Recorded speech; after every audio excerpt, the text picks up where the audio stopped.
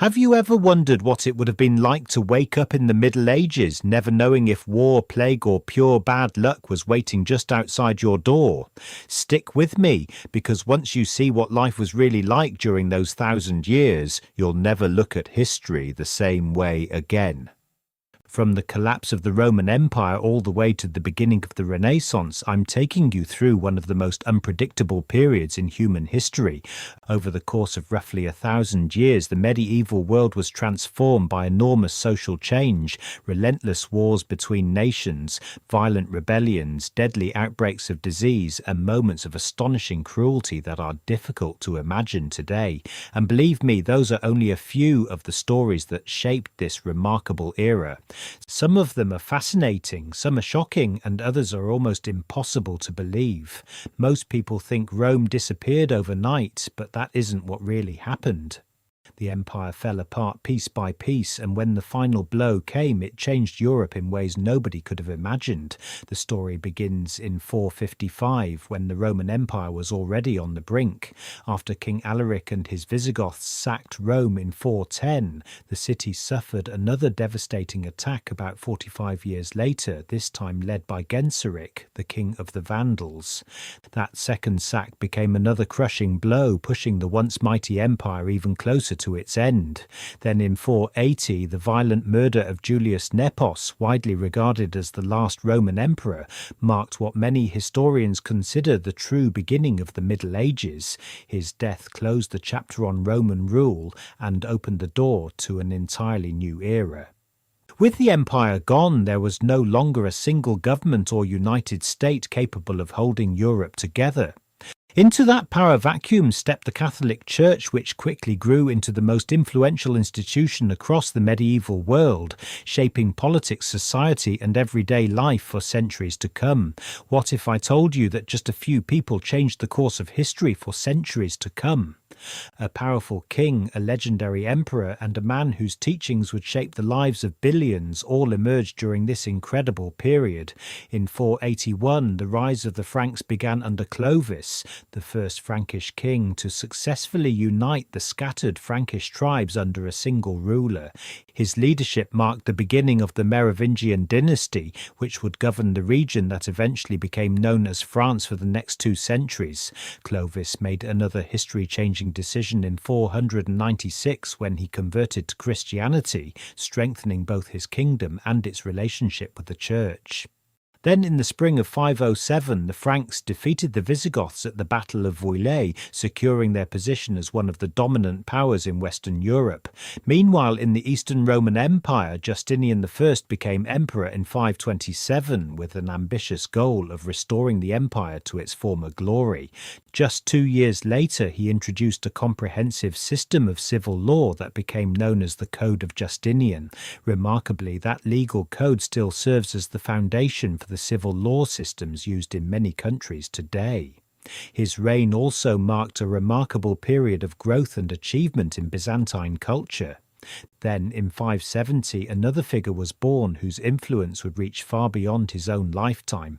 Muhammad was born in Mecca and is regarded by Muslims as the final prophet sent by God. The revelations he received were later recorded in the Quran, the central sacred text of Islam and the holy book followed by Muslims around the world. Imagine watching an entire continent change because of a missionary, a wave of fearless raiders, and one emperor with a vision of rebuilding the West. These events didn't just make history, they completely reshaped medieval Europe. In 597, a Christian monk from Rome named Augustine became the first Archbishop of Canterbury. Often called the Apostle to the English, he was appointed by Pope Gregory the Great and sent to England with the mission of spreading Christianity. His efforts proved successful when he converted King Ethelbert of Kent to the Christian faith, making Augustine one of the founding figures of what would later become the Church of England. Then in 793, a new and terrifying chapter began with the arrival of the Vikings. Norse raiders attacked the monastery of St. Cuthbert at Lindisfarne, just off the English coast, a place many considered the birthplace of Christianity in Britain. The raid sent shockwaves throughout Europe and marked the beginning of the Viking Age. For the next 200 years, Scandinavian warriors launched relentless raids across Europe. They pillaged towns, looted monasteries, and killed thousands of people throughout Europe, Russia, and Byzantium as they searched for wealth, land, and power. Eventually, one group of Vikings settled in northwestern France, where they became known as the Normans, a people who would go on to leave their own lasting mark on history. Another major turning point came in 800 with the rise of the Carolingians. Charlemagne was crowned Emperor of the Romans by the Pope, becoming the first ruler to receive that title in nearly 300 years. By then, he had already built an enormous empire across Western Europe. Through his close alliance with the Catholic Church, he strengthened both political authority and religious influence, earning a reputation that has led many historians to call him the Father of Europe. What do a legendary English king, a powerful emperor, the world's first novel, and one unforgettable battle all have in common? Every one of them helped shape the medieval world in ways that are still felt today. In 886, Alfred the Great achieved what no English ruler had done before. After successfully driving the Danes out of London, he became the first king to rule over a united England, laying the foundation for the country's future as a single kingdom. A few decades later, in 961, another remarkable leader rose to power. Otto the Great followed in the footsteps of Charlemagne, making his own mark as Holy Roman Emperor. He continued the work of uniting the German tribes, strengthened his control over the church, and expanded his authority throughout his empire. Known as an outstanding military commander, Otto also conquered the Kingdom of Italy, further increasing his influence across Europe. Not every milestone of the Middle Ages came from the battlefield. In 1021, the Japanese masterpiece The Tale of Genji was written by the noblewoman and poet Murasaki Shikibu. Widely regarded as the world's first novel, it became one of the greatest literary achievements of the medieval era. Then came one of the most famous years in English history, 1066. William the Conqueror, the Duke of Normandy, invaded England and defeated King Harold at the Battle of Hastings. His victory brought Anglo-Saxon rule to an end and began the Norman dynasty. Historians often consider this the single most important event in medieval England because it transformed the nation's government, society and politics, while leaving a lasting impact on English culture and language. The Middle Ages weren't only about battles and kings. This was also the time when the first universities opened their doors, the Crusades began, and one mysterious group of warrior monks rose to incredible wealth before meeting a dramatic downfall. In 1088, Europe took a major step forward in education with the founding of the University of Bologna in Italy. Established by a guild of students, it became the oldest university in Europe. It also made history by becoming the first university to employ a woman as a lecturer. In 1239, Betticia Gozzardini studied there and later taught at the university. According to tradition, she was asked to wear a veil while lecturing so her appearance would not distract her students. Just a few years later, in 1095, the First Crusade began. It was the first of 9 major crusades launched after Pope Urban II called on Christians to help reclaim the Holy Land from Muslim forces that had taken territories belonging to the Byzantine or Eastern Roman Empire. The First Crusade ended in victory for the European forces, but it also sparked centuries of continued conflict. Fighting continued on and off until the end of the 15th century, and the struggle for Jerusalem and the surrounding lands claimed the lives of thousands of both Christians and Muslims. Then in 1119, a new military order was founded that would soon become one of the most famous organizations of the medieval world. Known officially as the Poor Fellow Soldiers of Christ and of the Temple of Solomon, the Knights Templar were created to protect Christian pilgrims traveling to the Holy Land. Wearing their distinctive white mantles marked with a red cross, they quickly gained influence and enormous wealth, partly by developing what many consider an early form of banking, but their rise would not last forever. In 1312, King Philip IV of France brought the order to an end, and many of its members were accused of heresy, bringing one of the most powerful organizations of the Middle Ages to a dramatic and controversial conclusion. Some of the biggest turning points in history happened within just a few generations. A world-conquering empire emerged, a king was forced to obey the law, an explorer revealed distant civilizations, and one royal family began a dynasty that would dominate Europe for centuries. In 1206, Genghis Khan was chosen as the ruler of the Mongols, marking the beginning of the Mongol Empire. Over the course of the 13th and 14th centuries, the Mongols expanded across much of Eurasia, creating what is widely recognized as the largest contiguous empire in history. Then in 1215, another historic moment unfolded in England. King John was forced by a group of rebellious barons to sign the Magna Carta at Runnymede. The charter declared that even the king was not above the law.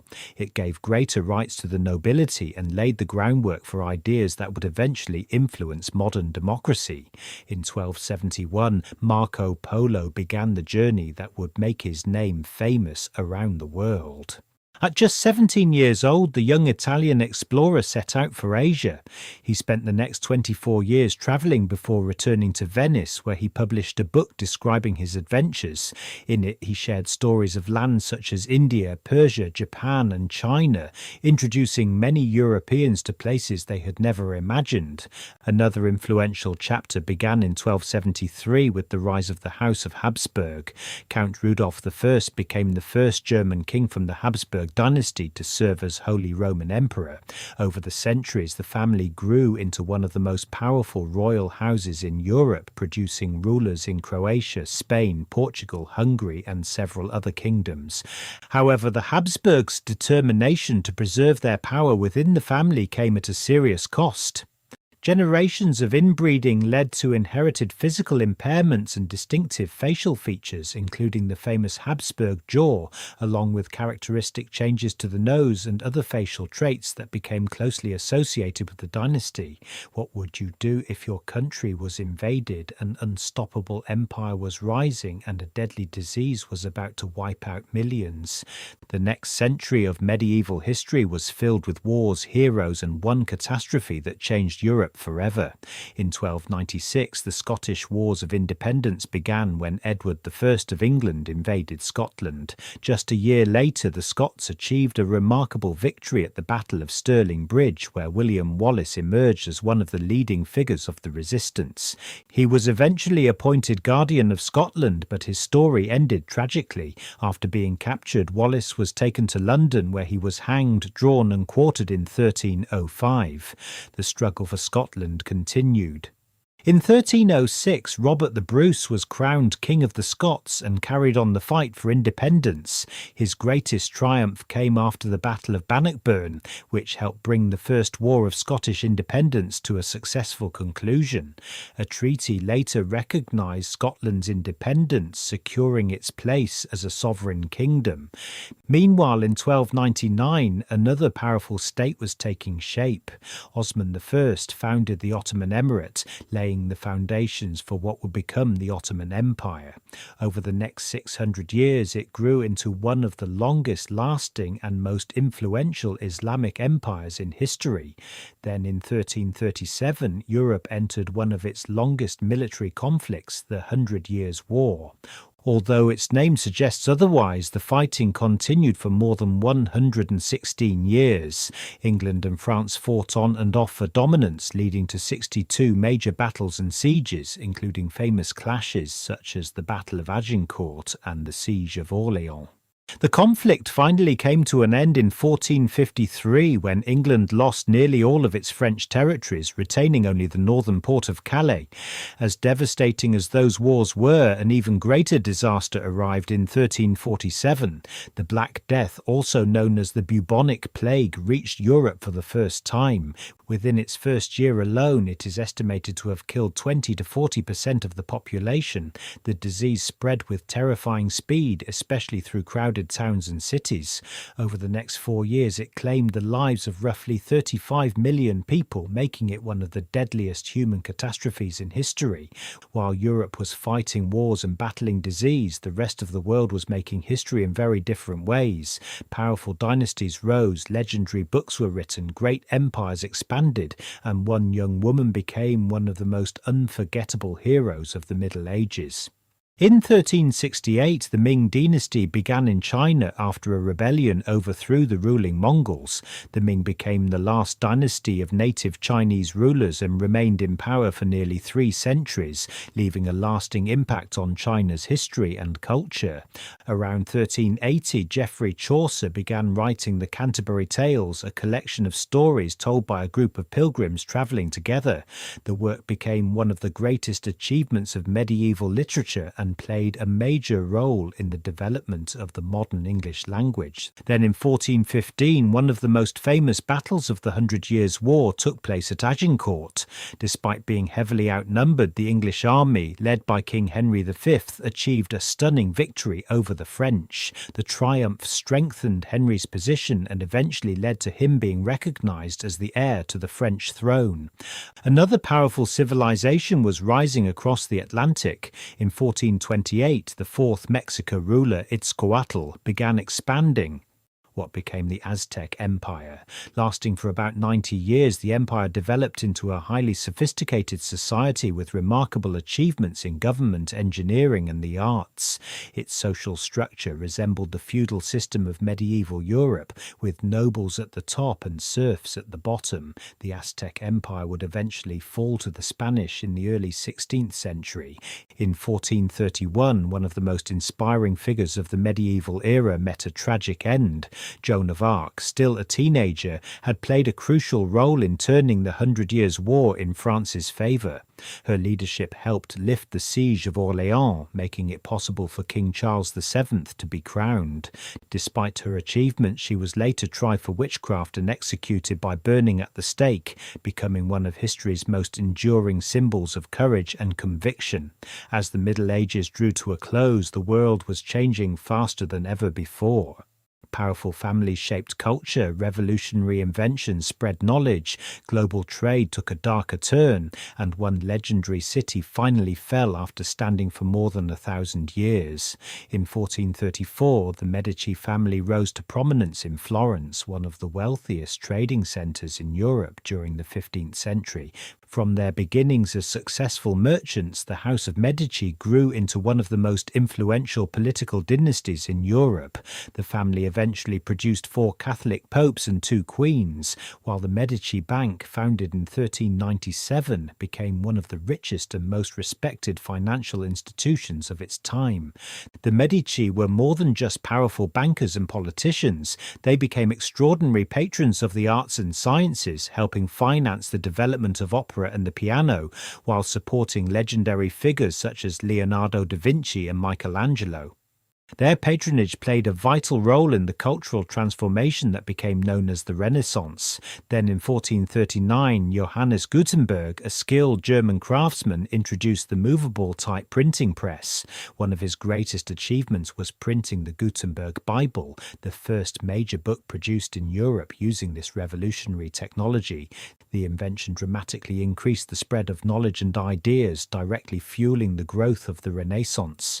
Because of its enormous impact, Gutenberg is widely regarded as one of the most influential individuals in human history. Another significant turning point came in 1441.